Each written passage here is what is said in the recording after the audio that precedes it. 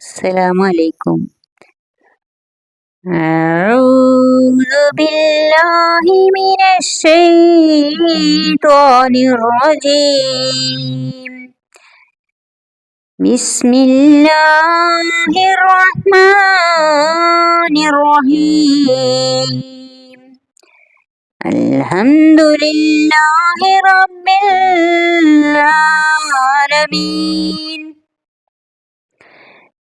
الرحمن الرحيم مالك يوم الدين إياك نعبد وإياك نستعين اهدنا الصراط المستقيم صراط الذين أنعمت عليهم غير المغضوب عليهم ولا الضالين ആമീൻ.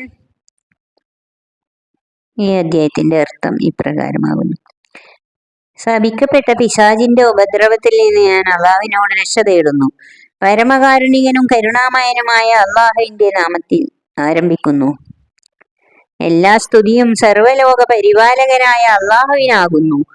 പരമകാരുണികൻ, കരുണാമയൻ, പ്രതിഫലം നൽകുന്ന നാളിന്റെ ഉടമസ്ഥൻ. നിന്നെ മാത്രം ഞങ്ങൾ ആരാധിക്കുകയും നിന്നോട് മാത്രം സഹായത്തിനർത്ഥിക്കുകയും ചെയ്യുന്നു. നീ ഞങ്ങളെ നേരായ മാർഗത്തിൽ നയിക്കണമേ. നീ അനുഗ്രഹിച്ചവരുടെ മാർഗത്തിൽ, കോപത്തിന് പാത്രമായവരുടെയോ വഴിപിഴച്ചവരുടെയോ മാർഗത്തിലല്ല.